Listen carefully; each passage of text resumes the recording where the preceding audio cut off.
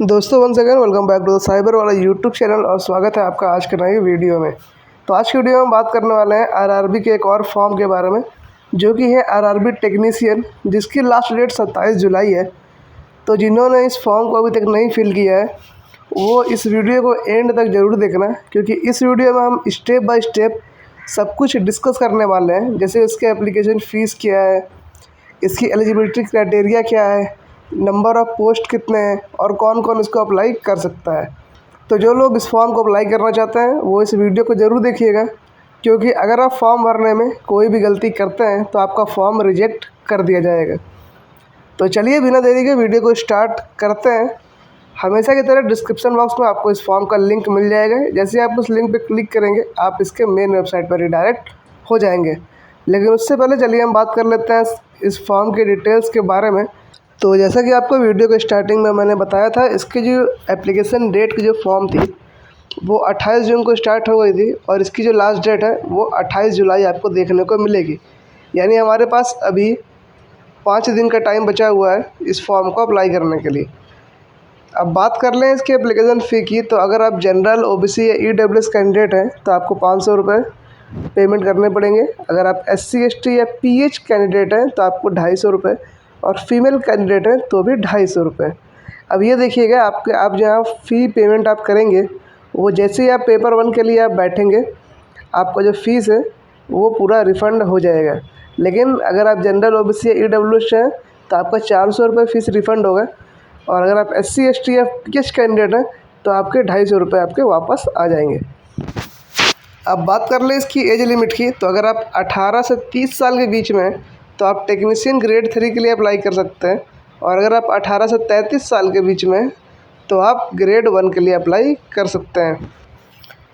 अब इसकी total post आप स्क्रीन पे आप देख सकते हैं, जो कि है 6238, यानी 6238 पोस्ट आपको देखने को मिलेंगे, जिसमें आपके 183 पोस्ट टेक्नीशियन ग्रेड 1 के हैं और 6055 सीटें टेक्नीशियन ग्रेड 3 के लिए। अब बात कर लेते हैं इसकी एलिजिबल क्राइटेरिया की। तो अगर आप टेक्नीशियन ग्रेड 1 के लिए अप्लाई करना चाह रहे हैं तो आपके पास एक बैचलर डिग्री होनी चाहिए कंप्यूटर साइंस, फिजिक्स से, इलेक्ट्रॉनिक्स से, या फिर आपके पास एक बीएससी की डिग्री होनी चाहिए, या आपका डिप्लोमा कंप्लीट होना चाहिए किसी भी इंजीनियरिंग पॉलिटेक्निक से। तो अगर आपके पास ये सर्टिफिकेट है तो आप टेक्नीशियन ग्रेड 1 के लिए अप्लाई कर सकते हैं। और अगर आपके पास क्लास 10th विथ ITI, यानी अगर आपके पास ITI प्लस क्लास 10th है तो आप इस टेक्नीशियन ग्रेड 3 के लिए आप अप्लाई कर सकते हैं। तो आपके पास जो भी डिग्री है उसके अकॉर्डिंग आप इस फॉर्म को अप्लाई करेंगे। तो चलिए अब चलते हैं अपने स्क्रीन पे और देखते हैं कैसे हम इस फॉर्म को अप्लाई करेंगे। तो जैसा कि आप देख सकते हैं आपके सामने कुछ इस प्रकार का इंटरफेस आपको देखने को मिल रहा होगा। अब यहाँ पर आपको ऊपर में एक लॉगिन का ऑप्शन दिख रहा होगा और एक क्रिएट एन अकाउंट का ऑप्शन दिख रहा होगा। तो जिन लोगों ने इससे पहले अपनी आईडी बना रखी है वो लॉगिन करेंगे, और जो पहली बार इस फॉर्म को भर रहे हैं वो क्रिएट एन अकाउंट वाले बटन पे आप क्लिक करेंगे। तो जैसे आप क्रिएट एन अकाउंट वाले बटन पे आप क्लिक करते हैं आपके सामने कुछ इस प्रकार का इंटरफेस ओपन हो रहा होगा। अब यहाँ पर आपको 1 बाय 1 यहाँ पर डिटेल्स आपको यहाँ फिल करनी है। जैसे कि सबसे पहले आपसे पूछ रहा है नेशनैलिटी, तो नेशनैलिटी में आपको इंडिया सेलेक्ट कर लेना है। उसके बाद फुल नेम में आपको अपना फुल नेम इंटर करना है। अब यहाँ ध्यान दीजिएगा, आप यहाँ पर जितनी भी डिटेल आप फिल करेंगे वो सारी डिटेल आपकी क्लास 10th के मार्कशीट के अकॉर्डिंग आपकी होनी चाहिए। तो आपको कल क्लास 10th की मार्कशीट ओपन करनी है और उसके अकॉर्डिंग आपको इस फॉर्म को फिल करना शुरू कर देना है। तो जैसे कि आपका फर्स्ट नेम पूछ रहा है तो आपके मार्कशीट पे जैसे आपका लिखा हुआ है आपको सेम टू सेम आपको अपना नेम यहाँ इंटर कर देना है। उसके बाद पूछ रहा है आपसे have you changed your name, यानी कि आपने इससे पहले कभी अपना नाम चेंज करवाया है। अगर आपने करवाया है तो आप यस पे क्लिक करेंगे और आपका जो नया नेम है वो आप यहाँ पे इंटर करेंगे। अगर आपने कभी अपना नेम चेंज नहीं करवाया है आधार कार्ड या मार्कशीट पे तो आप नो वाले बटन पे आप क्लिक करेंगे। उसके बाद नीचे आपको इंटर करना है आपको अपनी डेट ऑफ बर्थ, जो कि आपकी 10th के मार्कशीट के अकॉर्डिंग होनी चाहिए। जैसा आपका 10th के मार्कशीट पर लिखा हुआ है वैसा ही आपको डेट ऑफ बर्थ यहाँ पे इंटर कर देना है। उसके बाद जेंडर में आप मेल हैं, फीमेल हैं। उसके बाद नीचे आपको इंटर करना है अपने पिताजी का नाम और नीचे इंटर करना है आपको मम्मी जी का नाम। तो आपके 10th के मार्कशीट पर लिखा होगा आपको सेम टू सेम यहाँ पर अपने पिताजी का नाम और माताजी का नाम यहाँ इंटर कर देना है। अब उसके बाद नीचे आपको दो इंपॉर्टेंट सेक्शन देखने को मिलेंगे। पहला है ईमेल आईडी, दूसरा है मोबाइल नंबर। अब यहाँ पर आपको एक जेन्युइन ईमेल आईडी और एक्टिव मोबाइल नंबर इंटर करना है, ताकि फ्यूचर में कोई भी नोटिफिकेशन वगैरह अगर आता है तो आपको इसके थ्रू इन्फॉर्म कर दिया जाएगा। तो आपको यहाँ पे ईमेल आईडी मोबाइल नंबर डालने के बाद आप बगल में यहाँ पे जनरेट ईमेल ओटीपी और फ़ोन ओटीपी पे आप क्लिक करेंगे और 1 बाय 1 आपको यहाँ पर ओटीपी यहाँ पे इंटर कर देना है। उसके बाद नीचे आपको यहाँ एक पासवर्ड का सेक्शन दिखेगा। अब इसके अंदर अपने अकॉर्डिंग एक पासवर्ड क्रिएट कर लेना है, ताकि जब आप लॉगिन करेंगे तो आप अपने पासवर्ड के थ्रू आप यहाँ पर लॉगिन कर सकते हैं। अब उससे पहले आप यहाँ ऊपर देखिएगा, आपको कुछ ऑप्शन दिख रहे होंगे, जैसे लिखा है verification through digi locker, verification through आधार कार्ड और I do not have Aadhaar card. तो यहाँ पर आपको एक सेक्शन के थ्रू आपको अपना जो आधार कार्ड है वो यहाँ पे वेरीफाई पहले कर लेना है। तो सपोज़ हम यहाँ पे क्लिक करते हैं वेरिफिकेशन थ्रू आधार कार्ड, तो आप आधार कार्ड नंबर डाल के आप जनरेट ओटीपी वाले बटन पर क्लिक करेंगे, आपके फ़ोन पे ओटीपी जाएगी, आपको उसको यहाँ पे वेरीफाई कर लेना है। और अगर आपके पास आधार कार्ड नहीं है तो आप थर्ड वाला ऑप्शन इस्तेमाल कर सकते हैं, जिस पे लिखा है I do not have Aadhaar card. और आपसे एक रिक्वेस्ट है, अगर बैकग्राउंड में अगर आपको कोई साउंड अगर सुनाई दे तो उसको इग्नोर कर दीजिएगा, क्योंकि मैं ऐसे एरिया से वीडियो बना रहा हूँ कि थोड़ा सा शोर आपको देखने को मिल सकता है। तो सपोज़ आप I do not have Aadhaar card पर क्लिक करते हैं, तो आप यहाँ पे select valid proof of ID पे क्लिक करके आप अपना पैन कार्ड यहाँ पर आप दे सकते हैं। और अगर आपके पास पैन कार्ड नहीं है तो आप आधार कार्ड नंबर से ही आप अपना वेरीफाई कीजिएगा। उसके बाद नीचे आपको एक पासवर्ड बनाना है, जैसा कि आप स्क्रीन पे अभी आप देख पा रहे हैं asu@789 लिखा है। तो ठीक इसी प्रकार से आप कोई भी पासवर्ड अपने नाम से आप क्रिएट कर सकते हैं। तो वो पासवर्ड क्रिएट करिएगा, ताकि आपको लॉगिन करते समय आपको याद रहे और लॉगिन करने में कोई दिक्कत ना हो। फिर इसके बाद आप I am not a robot पर क्लिक करेंगे और बगल में preview and create an account वाले बटन पे आप क्लिक करेंगे। जैसे आप क्लिक करेंगे आपका जो प्रीव्यू है वो ओपन हो जाएगा। अब आपको सारी चीज़ें एक बार मैच कर लीजिएगा, क्योंकि अगर आपके फॉर्म में कोई गलती होती है तो आपका फॉर्म रिजेक्ट कर दिया जाएगा। तो सारी चीज़ें मिलाने के बाद ही आप सबमिट करिएगा। अब उसके बाद जैसे आप लॉगिन वाले बटन पर आप क्लिक करते हैं, आपको यहाँ पर दो ऑप्शन देखने को मिलेगा। पहला है लॉगिन विथ आधार कार्ड और दूसरा है login with RRB account credential. तो आप इन दोनों ऑप्शन में से कोई भी ऑप्शन चूज़ कर सकते हैं। मान लीजिए नीचे वाला ऑप्शन सेलेक्ट करते हैं, तो यहाँ पे हम अपना मोबाइल नंबर और पासवर्ड जो हमने क्रिएट किया है उसके थ्रू हम यहाँ पे अपना लॉगिन कर सकते हैं। लेकिन अगर आप चाहते हैं कि आप आधार कार्ड से करें तो आप आधार कार्ड के थ्रू भी आप लॉगिन कर सकते हैं। तो जैसे आप अपना आईडी डालेंगे, आपके फ़ोन पे ओटीपी जाएगी और वो ओटीपी आपको यहाँ पे वेरीफाई करना है, तभी आप लॉगिन कर पाएंगे। तो जैसे ही आप लॉगिन करते हैं, आपके सामने कुछ इस प्रकार का इंटरफेस ओपन होगा। अब यहाँ पर नीचे आपको इस ऑनलाइन एप्लीकेशन वाले बटन पे आपको क्लिक करना है। तो जैसे ही आप ऑनलाइन एप्लीकेशन वाले बटन पर आप क्लिक करते हैं, आपके सामने कुछ इस प्रकार का इंटरफेस ओपन हो जाएगा। अब यहाँ पर देखिए आपको दो पोस्टर दिख रही होंगी, पहला है टेक्नीशियन ग्रेड 1 और दूसरा है टेक्नीशियन ग्रेड 3। तो आपको एलिजिबिलिटी क्राइटेरिया हमने बताया है, तो उसके अकॉर्डिंग अब आपकी जो एजुकेशन क्वालिफ़िकेशन जिससे मैच करती है आपको वो अप्लाई कर देना है। और अगर आपके पास अगर डिप्लोमा की डिग्री है और ITI की भी है तो आप दोनों अप्लाई कर सकते हैं। तो अब यहाँ पर सबसे पहले आपको सेलेक्ट करना है RRB। देखिए RRB क्या होता है, RRB एक जोन होता है, यानी जहाँ पर रेलवे का सेंटर बना होता है। तो यहाँ पर आप जिस भी RRB के लिए अप्लाई करना चाहते हैं आप वो RRB यहाँ सेलेक्ट करेंगे। जैसे कि हम अहमदाबाद के लिए अप्लाई करना चाहते हैं तो हम अहमदाबाद सेलेक्ट करेंगे और यहाँ पर दोनों टिक बॉक्स पे आप टिक करेंगे और नेक्स्ट वाले बटन पे आप क्लिक करेंगे। जैसे आप क्लिक करेंगे आपके सामने जो आपकी पर्सनल डिटेल है वो फिल हुई आपको दिखेगी। अब नीचे जो आपको डिटेल डालना है वो आपका marital status, religion, choice of language. तो मैरिटल स्टेटस में आप मैरिड है अनमैरिड है, अपने अकॉर्डिंग आपको यहाँ पर सेलेक्ट कर लेना है। रिलीजन में आपकी जो भी रिलीजन है आपको सेलेक्ट करना है।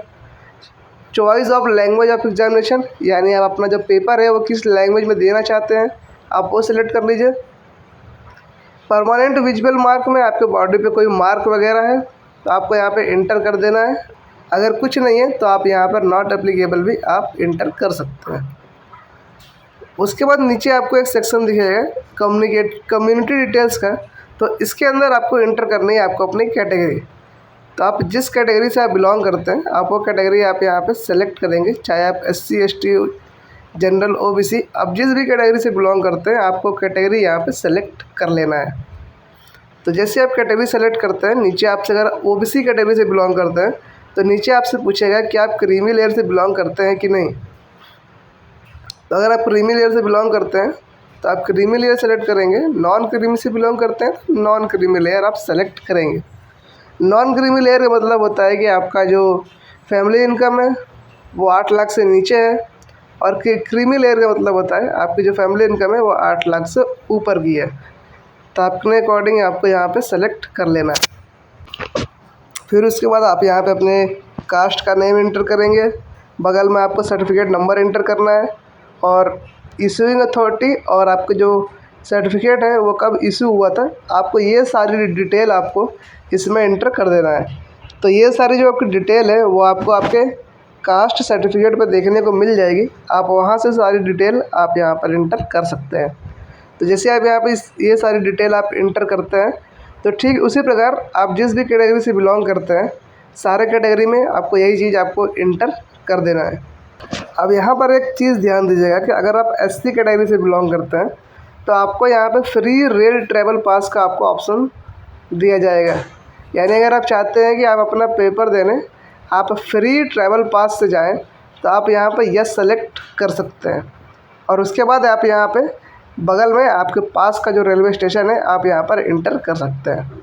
उसके बाद नीचे आपको जो आपका कास्ट सर्टिफिकेट है वो आपको यहाँ पर अपलोड कर देना है। तो जैसे आप अपलोड डॉक्यूमेंट पर क्लिक करेंगे आपको अपना डॉक्यूमेंट सेलेक्ट करने का ऑप्शन दिख जाएगा। तो इसके अंदर आपको अपना कास्ट सर्टिफिकेट यहाँ पे अपलोड कर देना है, जिससे क्या हुआ कि आपको एक फ्री ट्रैवल पास आपको आपके एडमिट कार्ड पे देखने को मिल जाएगा। तो जैसे आप इतना करते हैं आपको बढ़ जाना है अगले वाले सेक्शन पे जो कि है एड्रेस का। अब इसके अंदर आपको निकाल लेना है आपको अपना आधार कार्ड, और उसके अकॉर्डिंग यहाँ पर डिटेल फिल कर देना है।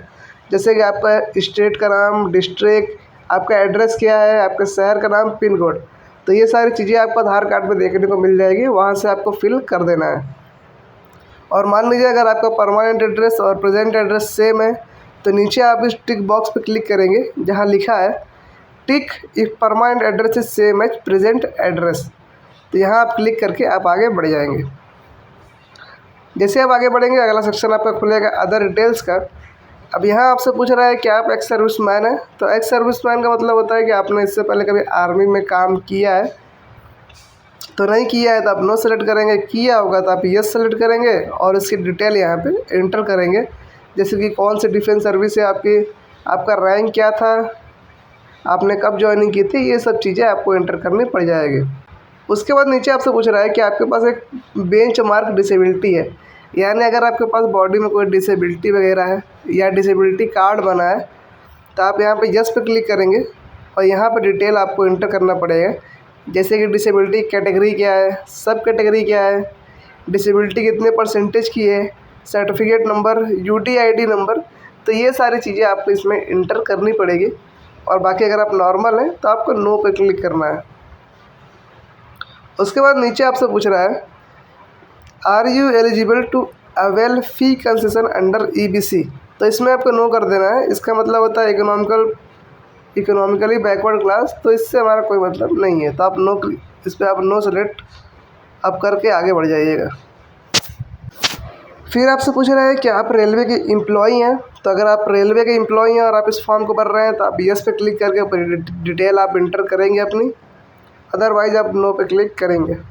उसके बाद पूछ रहा है कि आप रेलवे के अलावा किसी और डिपार्टमेंट में काम करते हैं या किसी गवर्नमेंट में के साथ आप काम करते हैं, तो आप यहाँ पर अपने अकॉर्डिंग आप सेलेक्ट करेंगे, अदरवाइज़ आप नॉट एप्लीकेबल वाले बटन पे आप क्लिक करेंगे। उसको आपसे पूछ रहा है कि आपकी कोई अप्रेंटिसशिप वगैरह कंप्लीट है या नहीं। तो अगर आपने कोई अप्रेंटिसशिप कर रखी है तो आप यस पे क्लिक करके उसकी डिटेल आप इंटर करेंगे, वरना आप नो वाले बटन पे आप क्लिक करेंगे। अब उसके बाद नीचे जो सबसे मेन डिटेल है वो है हमारी पासबुक की। अब इसके अंदर आपको अपने पासबुक की डिटेल एंटर करनी है ताकि आपका जो फीस है जो वापस आएगा वो इसी पासबुक और इसी अकाउंट पे आपका पैसा वापस आने वाला है। तो सबसे पहले आप इंटर करेंगे अपना अकाउंट होल्डर का नाम, उसके बाद bank account number, IFSC code और उसके बाद बैंक का एड्रेस। तो ये सारी चीज़ें आप यहाँ पे इंटर करेंगे और सेव वाले बटन पे क्लिक करके आप नेक्स्ट पे क्लिक करेंगे। उसके बाद आपको अगला सेक्शन देखने को मिलेगा जो कि है आपका एजुकेशन क्वालिफ़िकेशन।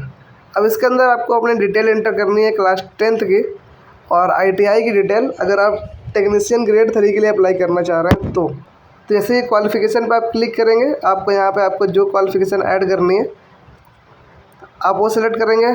उसके बाद आपने किस स्टेट से पास किया है, किस डिस्ट्रिक्ट से पास किया है, बोर्ड का नाम, date of passing, roll number, तो ये सारी चीज़ें आपको अपने मार्कशीट पे देखने को मिल जाएगी। आपको सिंपल सा वहाँ से आपको इसको इंटर करके अपडेट या सेव वाले बटन पे आप क्लिक कर देंगे। अब दोबारा क्वालिफ़िकेशन ऐड करने के लिए आप दोबारा से अपनी क्वालिफ़िकेशन सेलेक्ट करेंगे। सपोज़ इस बार हम ITI की डिटेल हमें भरना है तो हम ITI सेलेक्ट करेंगे। फिर उसके बाद यहाँ पे ट्रेड में अपने जिस ट्रेड से ITI की है आप वो सिलेक्ट करेंगे। स्टेट में आपने जिस स्टेट से किया है, डिस्ट्रिक्ट में आपने जिस ज़िले से किया है, आपके कॉलेज का नाम, उसके बाद date of passing, certificate issued by और सर्टिफिकेट टाइप।